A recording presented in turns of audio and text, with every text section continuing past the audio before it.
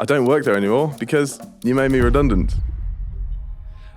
Man, that's tough. I mean, people are saying SaaS is dead, software as a service. Obviously I've raised millions of pounds to build a SaaS business. And I'm like, fuck, what do I do? What do I do with that information? Everything is a solution to a problem. Yeah. And that's it.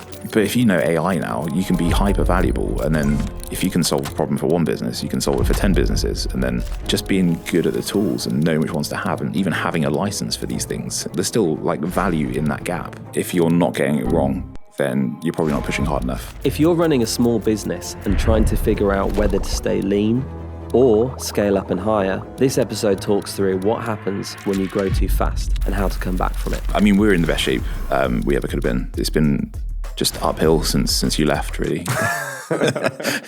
Twice now. Welcome back to the Business Engine. And today we have Pete. We were talking about business, we were talking about employment, we were talking about growing and fundraising, we were talking about AI. We had a really, really great chat and I loved it. And you will love it too. Whatever you're doing right now, stop, follow, show some love. And I hope you enjoy this episode as much as I did. Thank you.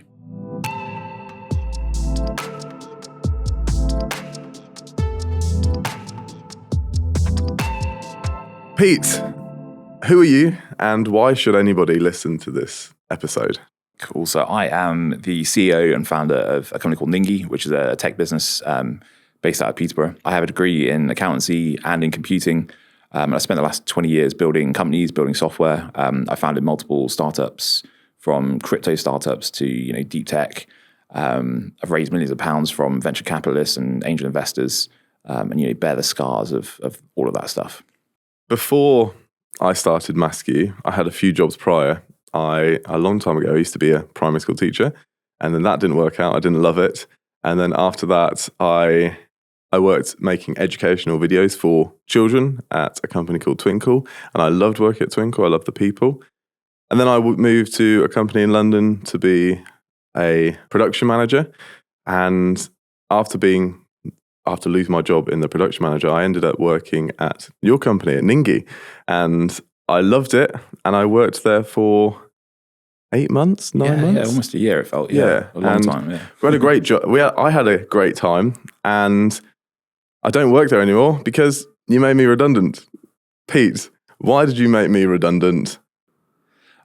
Man, that's tough. So, I mean, the thing is about like bringing people into your business, you never really know what they're going to be like until they're in and you've spent, a good 6 to 8 months working with them. And it was only at that 8-month point that we really found out how much of a dick you were. I didn't think you were going to go with the joke. Okay, nice. Yeah. No, genuinely, man, it was really tough. And, I suppose in recounting this from my side, I need to acknowledge that obviously it's much tougher on you. And, you were one of 15 people effectively that we had to, let go, for one of a less harsh way of saying it. And, I know it was much tougher on you and the rest of the guys than it was on me. But it was a really tough time for, me and the whole of Ningi, reflecting on what is effectively your baby that you've invested a lot of time and effort into. And we were spending way more money than we're earning. And that's only sustainable for a certain amount of time. And, in startup land where you raise some cash and use that cash to grow, you describe that as your burn rate. And we could see the amount of money we were spending and the amount of money we had in the bank just kind of cascading down.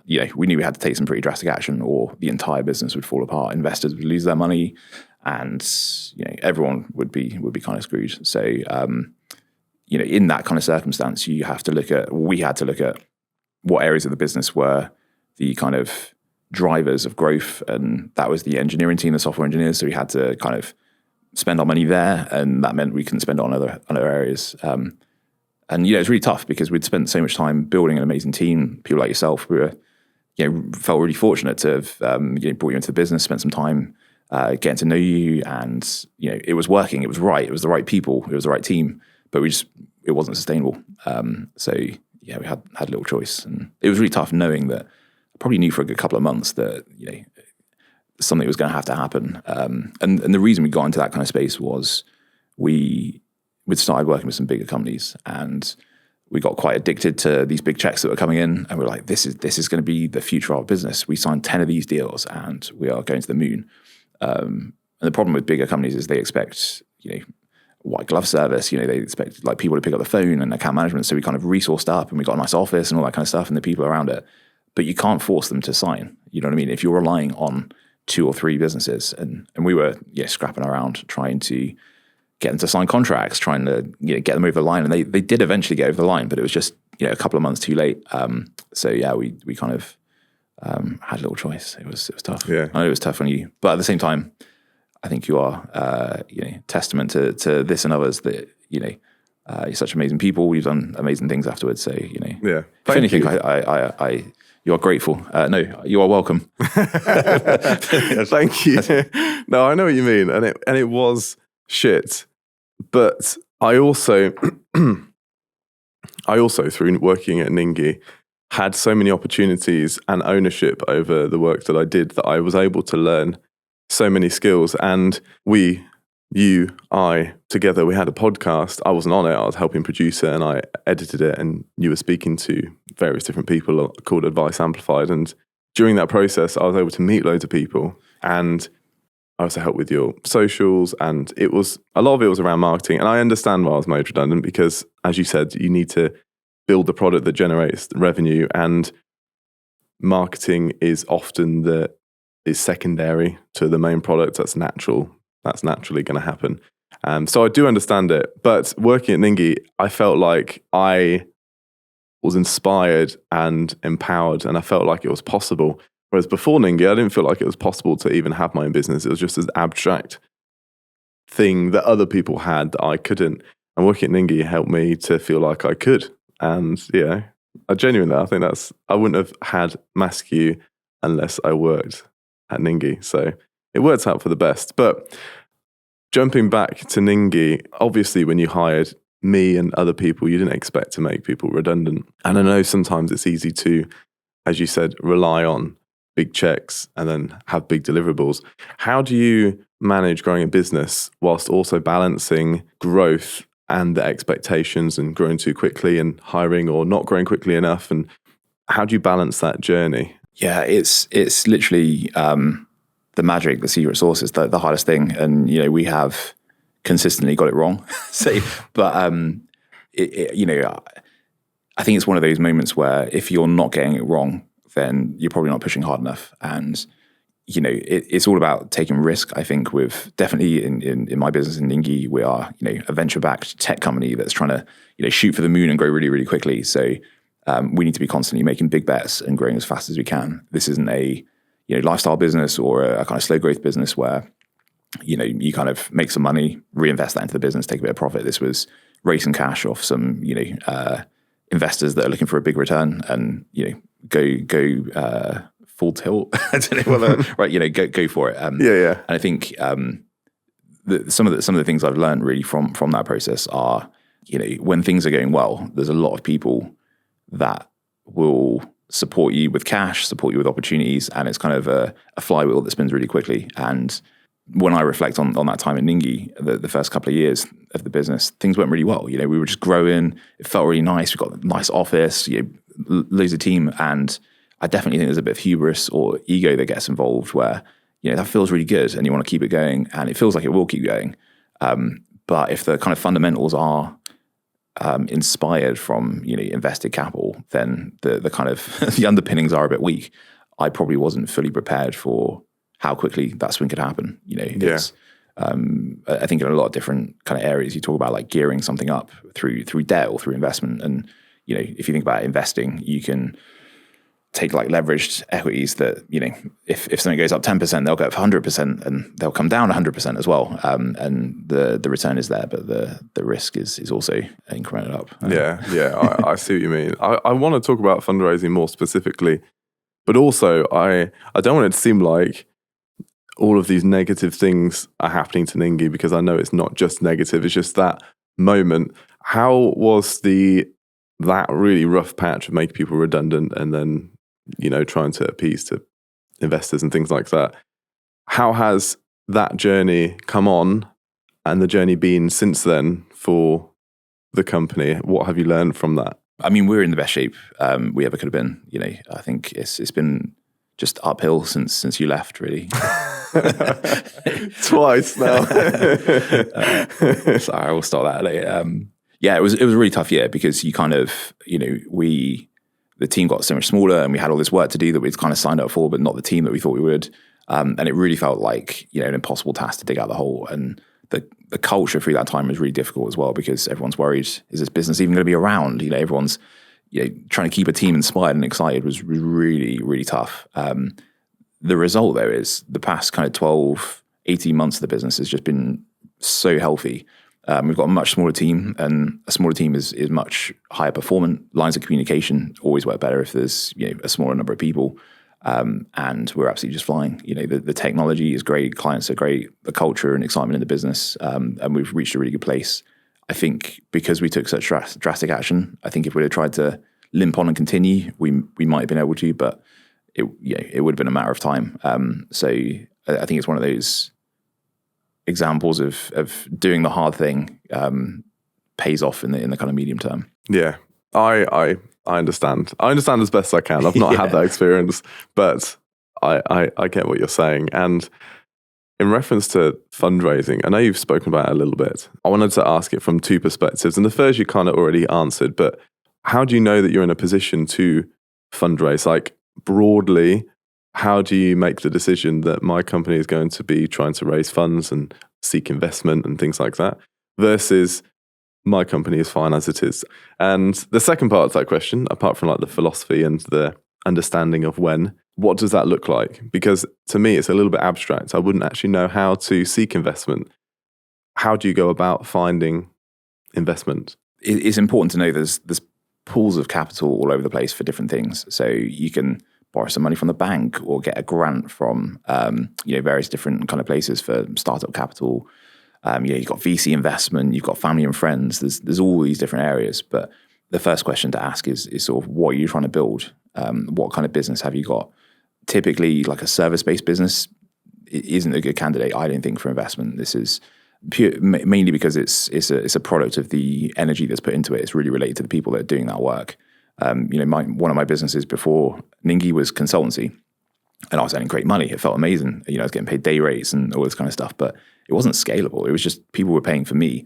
And there are ways you can kind of scale that. And then, once you've got something that's scalable, you've basically built a money printing machine. And that's when investors get excited because they know if I put £10 in here, I'm going to get £20 out. So if I put £100 in, I'm going to get, and it's that kind of underlying system that is, in the simplest terms, an investable thing. So whether that's, an ebook or even a podcast or something that is infinitely scalable, then there is an investment upside. I want to remind you that this podcast was produced by Maskew Media. We film, we edit, we strategize. And if you need help with your marketing, with your social media, with your video production, let me know and I can help you out. Visit www.maskew.media. Thank you and enjoy the rest of the episode. And I think really it's important to think about maybe three categories of business. So the first and obvious is where you've built a product. In my sense, that's like an app or some software that's built, customers love it, you've got some revenue through that, and you've tested a few different ways of marketing it, and you know that you found the channel that works. Facebook ads, for example, I spend £100 on Facebook ads, then I get this many clients and they stick around for 6 months or 12 months. So I make this much money out of them. And you can do a really basic spreadsheet then and sort of think, hey, I've got a money printing machine. And you can take that into investors. And I suppose we can talk about like a few different routes there, but that's a really, really exciting opportunity for anyone to get involved in because you've literally built a money printing machine and you can see a route out. The other one is more of a kind of deep tech or long-term slow burn investment. So something like drones for delivering kind of parcels or robots or something like that it's going to take billions of pounds or millions of pounds in 10 years to build. And if you're in that camp, like I know nothing about that world, but like, this is things like OpenAI where they've, spent billions building this thing, but they're going to change the world and the upside is so huge. And then I think the final one is sort of a flavor of that, but it's where the kind of founding team have an idea or an opportunity, but they need to pay themselves some money and they want some income. And I think that's kind of like a kind of pseudo of those first two. Yeah. And that's definitely where most of my experience has been. And I think it's kind of an uncomfortable, probably not that optimal place. It feels like it's maybe not optimal, but also it's easier to explain how it's going to work. Whereas I feel like the second one is more abstract. Like in this dream scenario, it can work. But on that third option, you're saying, I know how to make it work. I can definitely do it. It just takes me time. And in order to dedicate time, I just need some money. So the last feels easier and the second feels grander, maybe. Yeah, exactly that. Yeah. Yeah. And I think, that middle camp, you're talking about like spin outs of universities and, you need to be the person in that team and, that kind of stuff. I think if you are in that kind of space where, you can build something, but it's going to cost £1 million and you need to hire a few people and they want salaries and that kind of stuff. But once you've built it, you can probably scale it. I think that the challenge with that is you've got to convince some people that you're the right people to do that you can build it, that it will work.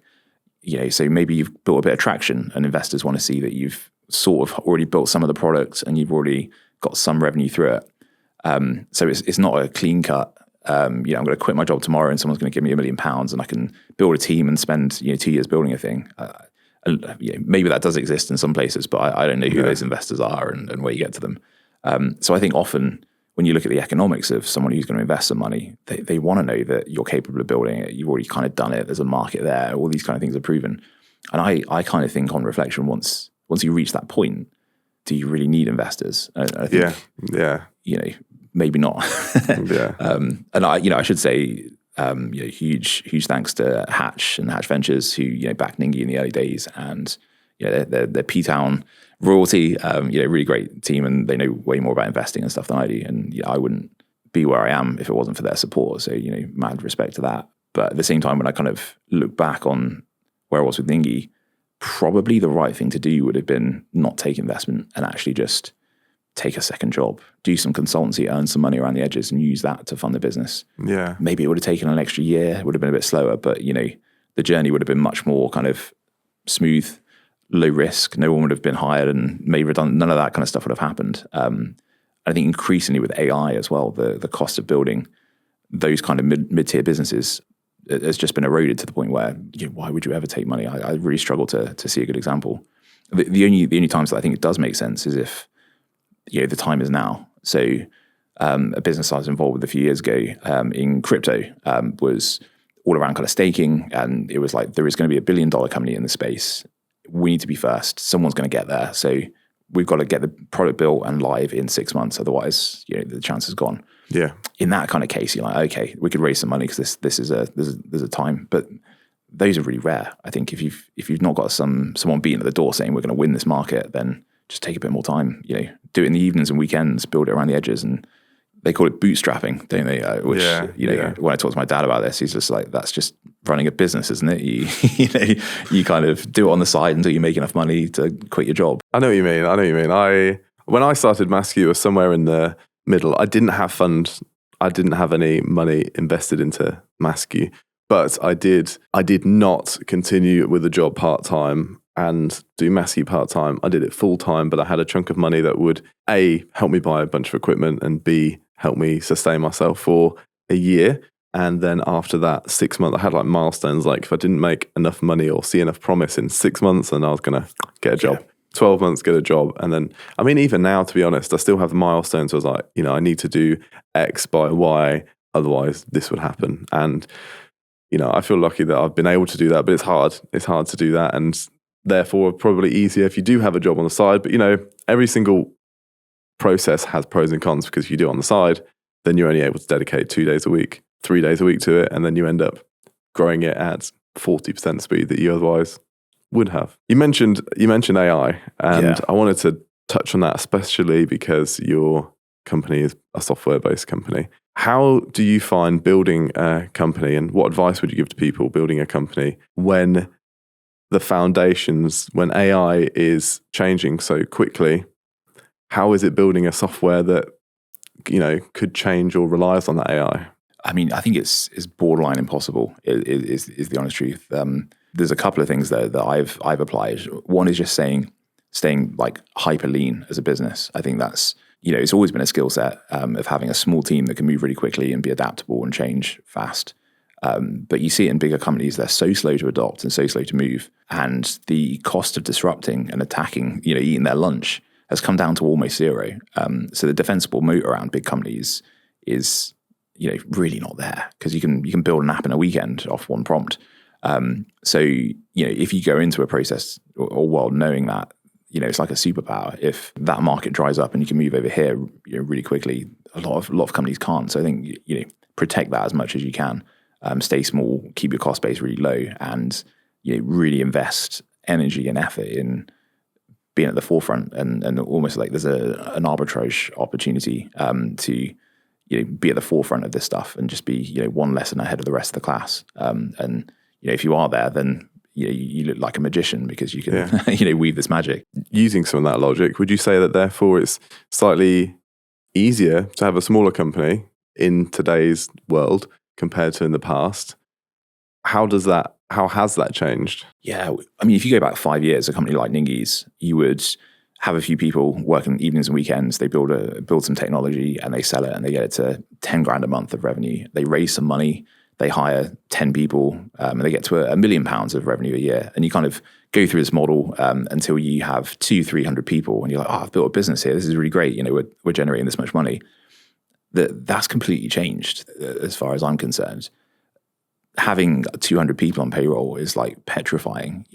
We're seeing so many companies saying we don't need customer support anymore. We don't really need that many anymore. So if you've got 200 people, that's 200 mouths to feed. That's a lot. Whereas if you're a small hyper-performant team, that's the kind of business model that seems to be winning. And increasingly, I'm observing metrics move from how much money does your business make to what's your revenue per employee. Can you get a single marketeer to build a stack of AI agents and do the work of 50 people and be hyper-performant?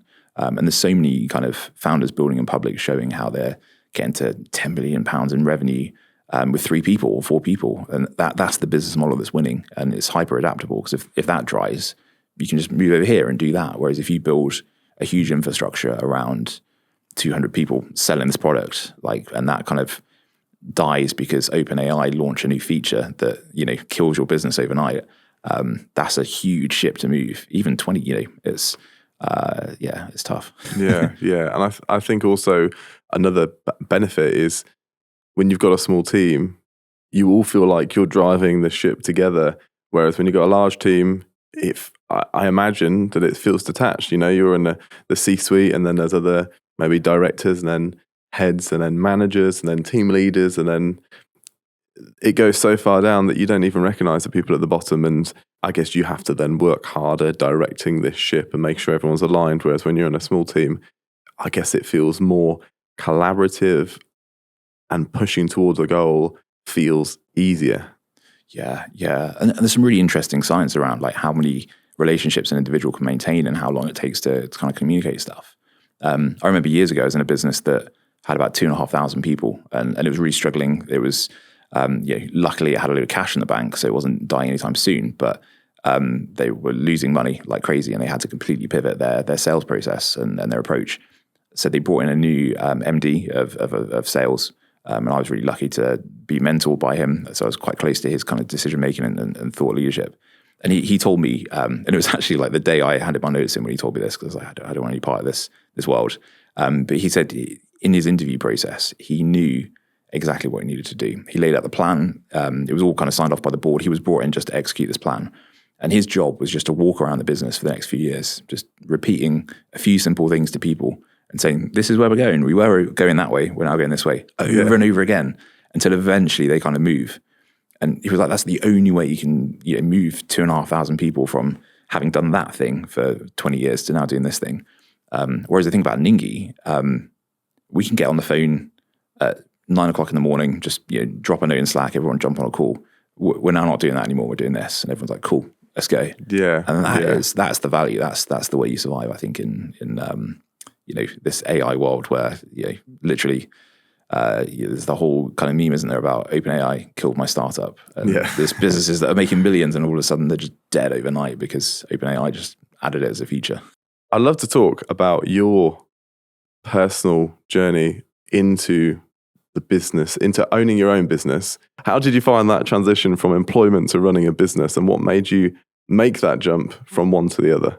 So I think I've always anticipated that I would start a business, and I've always been fairly entrepreneurial. My dad was an entrepreneur, and I kind of saw the benefits and drawbacks in that. And it was, I think, just like a DNA thing, isn't it, really? And even when I was an employee, I was quite a difficult person to work with and have work under you or over you or whatever. I was a difficult employee, constantly challenging the way things were done, really trying to push and just move forward and do things. It meant my career went quite well, and I moved forward pretty quickly.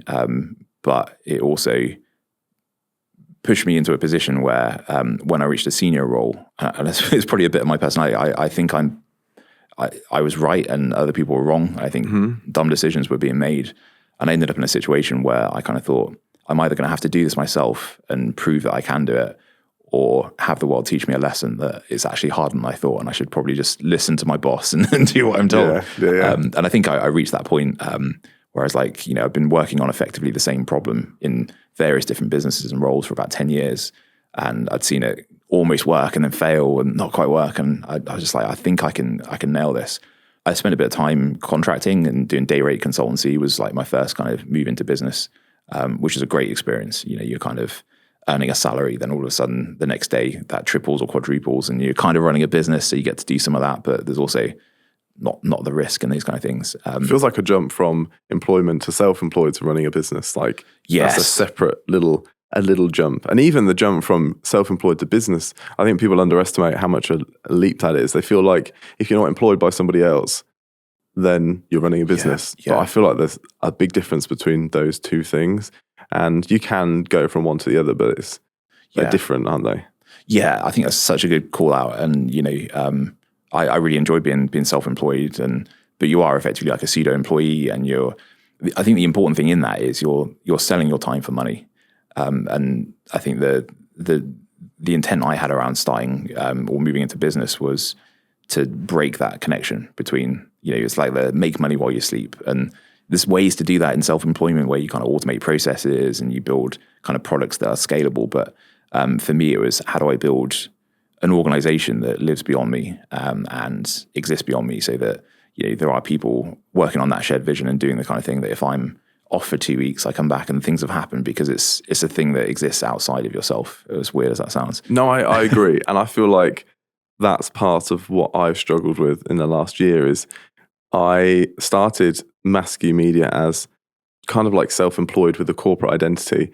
And then as time went on, I worked with some incredible editors and still do now. Yeah. And particularly Rose, who was with me from the very, very beginning. Yeah. And we used to make videos that a lot of them were just shit. They were just really bad, like not professional standard. And we learned together how to go through that. And as time went on, we now got more and more editors and a bigger team.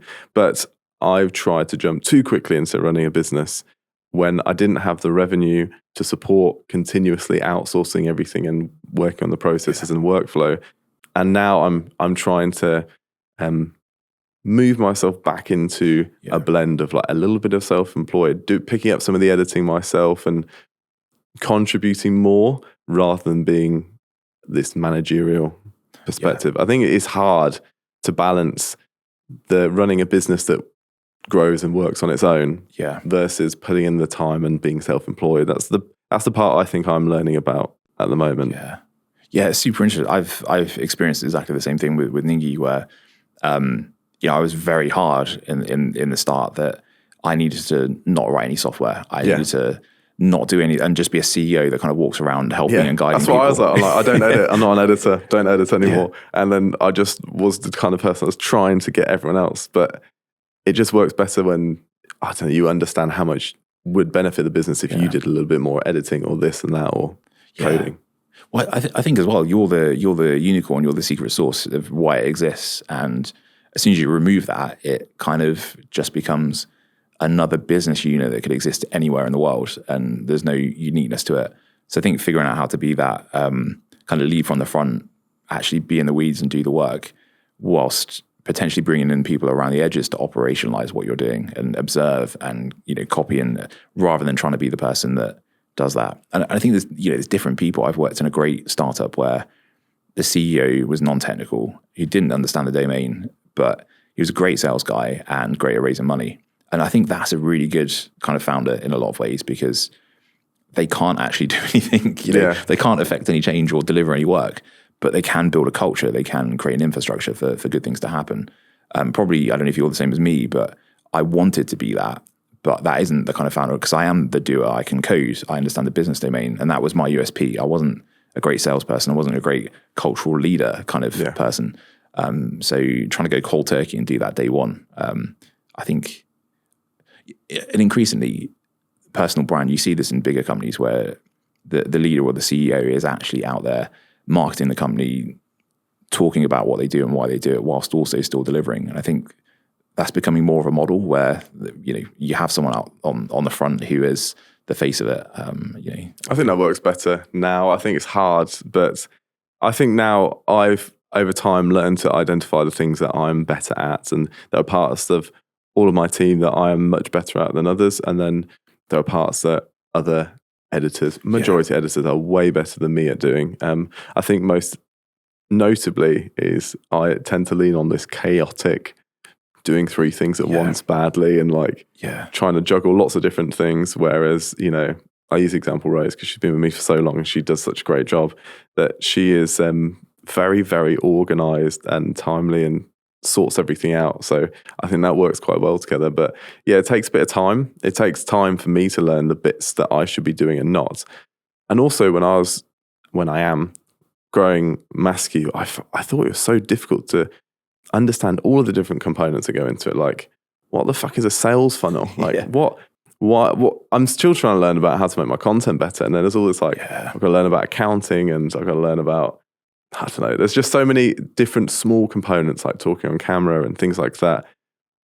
There just feels like a lot to learn. And obviously, that business is tricky, but it's always harder when you're actually doing it to understand how much goes into it. And then, therefore, my question is, when you started Ningi, what parts of running Ningi did you think, this is easier than I expected, this is way easier than I expected? And what parts of it were completely almost blindsided, thought this is fucking hard and I had no idea it's going to be like this? So the stuff that was easier was sales and networking and probably marketing as well. I was, and consistently am, and I'm not a good salesperson.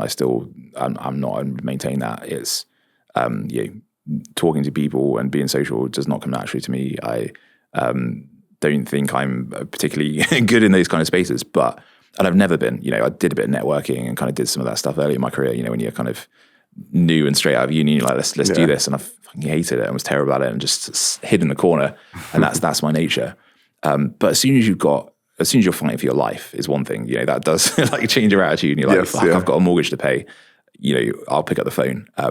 But also, if you've built something you believe in and you're excited to sell it and excited to talk about it, and people are buying it and it has value to those people, then I don't know, selling just became quite easy. And I was like, I can just go out and talk about this thing. And I started going to conferences, and rather than being stood in the corner, hiding behind the coffee, I'd be, I know that person, I can chat to them, and there's interesting, exciting conversations that are happening. And that really took me by surprise, because that's probably the biggest thing I was worried about in starting Ningi was, I'm not a salesperson. I can't afford a salesperson to start with. So who the F is going to sell this stuff? And I was like, it's going to be me. That's terrifying. That went really well. I feel like, just as briefly, when you are super confident and knowledgeable about your domain, then it feels easy. Like if you were a singer standing on stage, you don't get nervous because you're just performing your skill. Like I can sing, I know how to sing, I'm confident singing, you sing. And then when it comes to walking on stage or how you look or how you talk, it's completely different. So I feel like maybe some part of that confidence comes from confidence in your business and your product and your knowledge, as opposed to confident in your sales techniques, for example. Yeah, exactly that. And I think, you were talking earlier about how in business it feels like there's so many things to think about and learn, and you're constantly getting bombarded with gurus who say, take this course or do this thing, or you need to think about bottom of funnel or top of funnel, or what's your, AI engine optimization strategy. And I think so much of that is, I mean, it's good and there's things you can learn, but there's also the reality of some of the fundamentals are just, if you're really knowledgeable and excited about an area and you've built something that's valuable, like just do that. And it should be chaotic and can be a bit crazy, but you'll find a route through all of that. And I definitely, on the things I've learned about Ningi is to let go a little bit and just, enjoy the mess, enjoy the kind of chaotic nature of it. And it won't feel straightforward and it won't feel like you have a plan a lot of the time. But if you're doing good work and you're active and you're doing things, and the more I've relaxed on that stuff and the more I've tried to not follow all of the textbooks and blogs and stuff that I used to read about how you should organize your team and how you should structure things and all that kind of stuff, the better things have gone. And it's been a big learn. I thought, coming into it, I would follow a model and approach that has been written before, and you realize that no fucking business ever ran like that. That didn't really exist. It was just a book that some startup founder wrote because that was his experience, and or even not his experience. Like mildly relating to his experience, but in a dream scenario, what it would look like. Exactly, or like a post-event rationalization of, that's definitely how it went. I could write that down, and it's not actually true. But also, often when you're building a business, for me, and I think even more so for you, you're so focused on what it's going to look like, and ultimately, like, when I've built this product, when I've sent these videos out, when I've got this many clients and I've got this much revenue, everything will be good. It's also running a business that makes you happy and does a great job. A lot of that is just enjoying the journey as well. It's not a destination when you're running a business, is it? Yeah, exactly. Like a lot of things we do is just, you kind of reach a new level and you're like, let's look what's in this room. And, you're in a new, some of the things I've got to do through Ningi are just like interesting and exciting. And I didn't have a clue about fundraising or like some of the stuff we're looking to push into new markets. I'm like, I didn't know anything about how these things work. And that kind of being out your depth, and then looking at yourself in a year's time and being like, okay, I now have all these skills and know all of this stuff is for me what it's really about. And, will you ever reach that point of, I suppose building a big company and making a lot of money would be one of those things where you're like, that was a cool experience. But of course. Like, I think it's about like the journey, isn't it? The scars you build and you become like a different person through that. And I've really kind of enjoyed that. I don't know if you find this, but I was really surprised at how trapping a business feels. You have a bad day in a job, or you think the company is shit, or your boss is a dick, or something like that. You come home, you hand your notice in, and you can have a new job in a month and be out. And even if you never do that, you can. Mm-hmm. With Ningi, like when it's been rough and difficult, and I'm like, I'm not sure if this is even right. Is this the right thing to be doing? Do I want to be doing this right now? But there's no way out. What I mean? It feels like it's your business and your person are two of the same thing. Yeah. And your success is tied to the success of the business. Yeah. And that's a good and a bad thing as well. Like it's consuming. And to be honest, yesterday I had one of those days where immediately as I woke up, I was working and it was stressful, intense working up until, and I had a live stream in the middle with Johnny, and I had a great time. But then you're switching. You're like, okay, now I've got to do this sales call, and you put on not a face, but you're in the zone. You're doing that, and then you finish that, and you're on the next thing, and then the day's done, and it repeats. And in some ways, you love it, and you're grateful for it. But I agree that with a job, it's detached. Yeah. And that's a good and a bad thing. Yeah. Yeah. I mean, for me with jobs, I always worked so hard and cared about it so much. I was like, this might as well be mine if I'm going to act and behave this way. I remember actually the reason, one of the reasons why I started my business. First, we went to an event. I don't know if I should say the company, but we went and filmed at an event. And one of the CEOs, when I was filming, said, is this your company? Yeah. I was like, no, I just work in Ningi. Yeah. And then I remember him saying that to me, and he was so convinced that I had my own media company. And I was like, wow, this is fucking cool. Yeah. Like, I didn't even try and convince him, and he thinks I own a company. Yeah. And then I thought, it's in my mind, it became something that I could represent. Yeah. And then I think we were talking about running like a subsidiary within Ningi. like a media department kind of, and we were just thinking of ideas. And then I think I ran so hard with it, I actually opened my own company and misunderstood what you said. Yeah. But then like those two steps, plus all of the stuff about the podcast, it's, I said it earlier, I can say again that all of those experiences I had through Ningi made me feel like I can make my own company. And it's been shit, but also amazing, right? Yeah, it's like the best and the worst thing that I've ever done. Yeah. Oh, it's so easy to just get locked in on like the challenges. But I don't know who it was who said something, but like there's this quote about an entrepreneur, and it's always really stuck in my head, where this guy is like a kid and he's like looking at these entrepreneurs and thinking, I want to be like that. That's really cool. Like, but I'm not.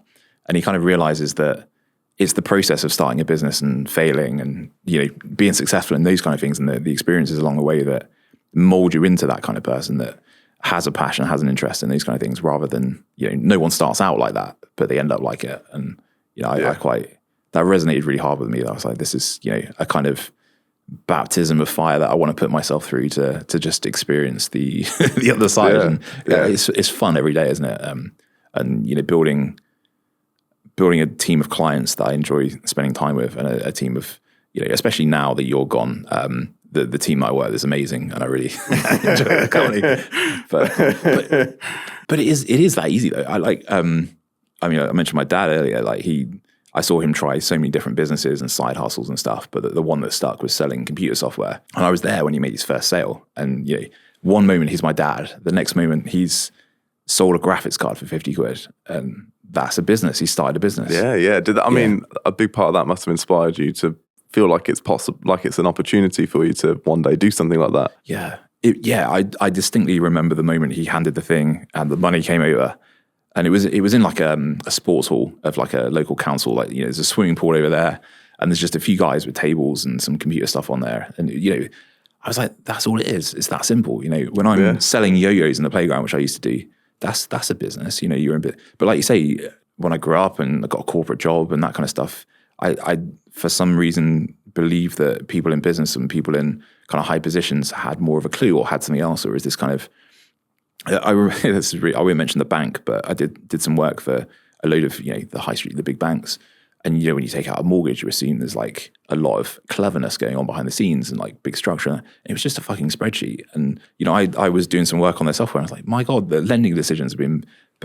And you realize business at any size and any scale is really just a bunch of people doing some stuff, and like I can be a person doing some stuff, and and I feel like those stuff. My personal philosophy in reference to business, and what I like to talk about often in my content, is everything is a solution to a problem. Yeah. And that's it. It could be in reference to your business. Your business solves a really specific or like a broad problem, but whatever that problem is, the person that you're solving it for would rather have that problem removed than have the money in their pocket. Yeah. And as long as you can balance that, then you've got a successful, or you've got the foundations for a successful business. And then when you see something like that, where you just hand over the product in exchange for money, you're like, what it is, it's problem solving. Yeah. And then when you think of it like that, it just feels like, this business shit is pretty easy.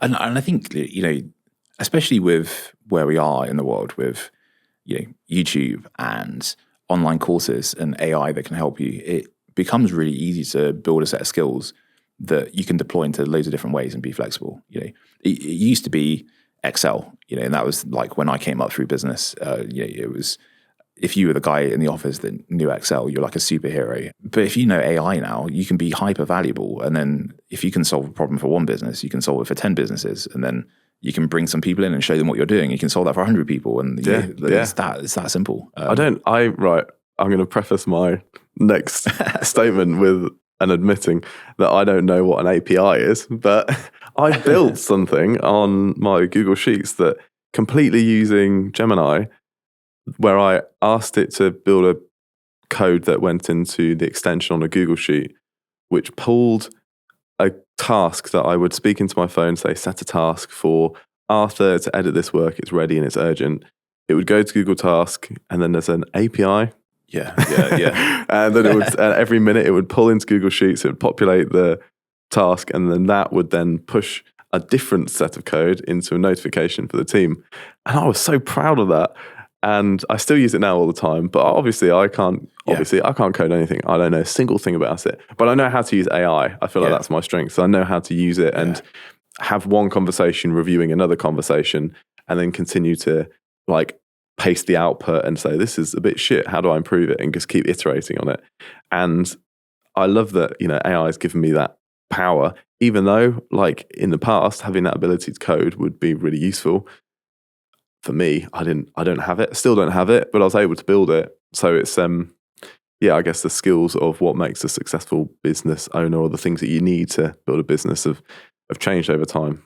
And I don't think you need to be great at Excel necessarily, and all these things as the world changes. So you mentioned earlier with Ningi, like through that experience of the podcast, and just even meeting people who think that could be your business, it puts you in a frame of mind where you believe you could run a business. And I think the proximity of you as a person to where the decisions and where the money is getting made is really important. And I think that's something I'm really excited about with AI, is if it makes companies shrink and it makes the gap between where the value is being created and where the job is shrink, I think more people will realize they can be entrepreneurial, and they can, whether it's even entrepreneurial, and build stuff for their companies and sell it to their companies. This is a thing that's happening more. Whereas if you're really far removed, if you're in customer support and then you have a manager, and then they have a manager, and then they have a boss, and then there's this huge chain of command between where you are and where decisions are made, that's just like this huge fluffy kind of nebulous area where you can't really see those opportunities. And that was where I was for a long time in my career.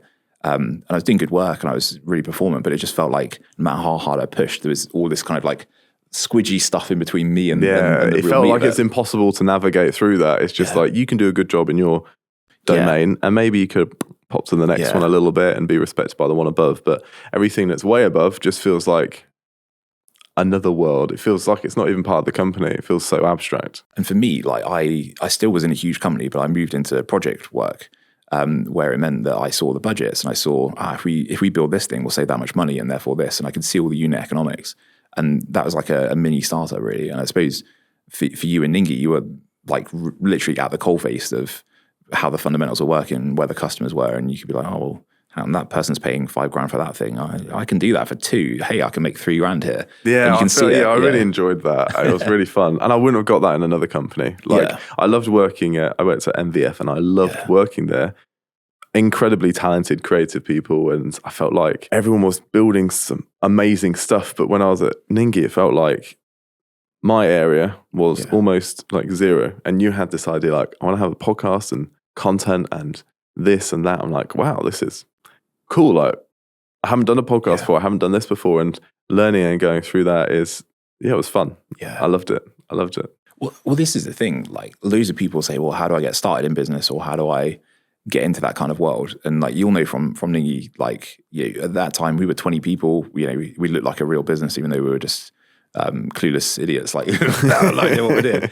But how long was the list of stuff that we wanted to do? It was almost infinite. And we would have paid money for those solutions. So I just feel like, if you're wondering what to do or where to get started, just find 20 companies around you that are not so big that you can't get to people, but not so small that they don't have any cash or resources. And these are easy people to find nowadays, aren't they? That you can chat directly to the person that owns the bit. You can go on company's house and look at who owns the business and how much money they're making. And if there's a bit of cash in there, call that person up and say, give me your list of stuff. Like we did with you. We're like, can you solve all these problems for us? And they will give you 10, and they'll either pay you to solve them or hire you because they're like, my God, can someone take this problem or execute on this opportunity? And just feed that into ChatGPT and be like, how do I do this? Learn, and a month later come back with a solution. And that's either an epic job or a great business, because if that's one problem, it'll be a problem for loads of other people. I mean, there's two things on AI I think it'd be interesting to say. One is, it feels like the value is getting eroded because of AI. So, for example, you can now build a website with AI in one prompt, and it's really easy to do, but it's not. That's kind of a lie, isn't it? That you see consistently from people that, I don't know what your experience is, but if I had no coding capability and I was going to build a website, it's still probably a day, isn't it, of figuring out which tool to use, picking a template, messing around with it, tweaking. And if you're even like a moderately successful or revenue generative person in a business, then a day of your time is really valuable to spend on other things.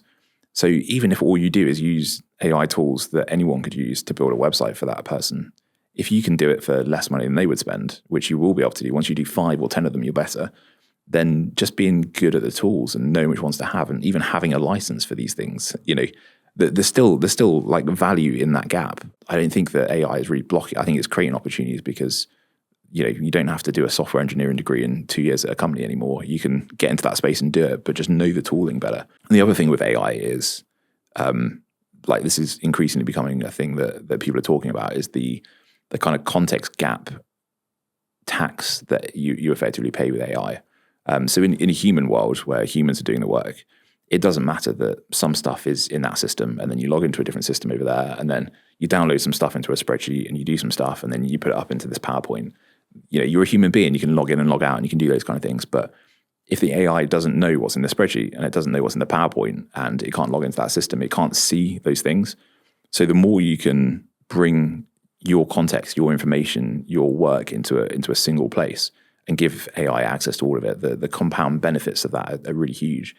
And we've seen, like in the last week, the launch of Claude's kind of co-work. Yes, yeah. Is that the one that I don't fully understand it, but almost takes over is the wrong phrase, but has access to your computer and you can talk to it and let it do stuff. And this podcast is recorded in late January for people listening. It might go in like April time, but I've seen some of that stuff and it seems mental. Yeah, it's really, really cool. But like, I mean, we're looking at adopting different bits of AI, and if your information is over in this one space over here and that's out of the AI's kind of periphery, then you're not getting the real value. So we're literally changing our workflows to fit the AI rather than forcing the AI to work like a human, which is a huge context shift, I think, for businesses. Don't try and automate your human processes. It's like trying to get a robot to walk around a house and stuff like that, to build a car. That's not how car building has been automated. They build a conveyor belt and get the robots to do it. So do the same with your workflows, and I think you'll see we've seen such huge returns from doing that. And the other cool thing, as soon as we hooked up AI to all of our internal comms, all of our emails, all of our kind of Slack chats, like literally everything that goes on in the business, our AI knows and understands. So I now get AI to coach me. I say, what is going on in Ningi that I should be focused on. Look at the last 6 months of what I've been up to and give me some feedback. And it knows more than, not quite more than my wife. She laughs and says, I literally would have told you exactly the same thing, but it can know you quite well. And it can be a coach as much as doing the work for you. It can tell you what work to do, I think is a shift. Yeah. Sounds like a future successful business would be an end-to-end SaaS business. I mean, people are saying SaaS is dead, software as a service. And, everyone's moving to consumption-based AI. And, obviously I've raised millions of pounds to build a SaaS business. And I'm like, fuck, what do I do? What do I do with that information? But, like you say, if you're solving a problem for someone and they will pay, which is another point, isn't it? Like solving a problem. Some problems people just don't care about. People would rather have the problem and have the money than you need to solve the right problems for the right people, I guess. Thank you, Pete. I've really enjoyed chatting to you, and thank you for coming on the podcast. Oh, not at all. I've enjoyed explaining about the redundancy. That was fun. Thank you.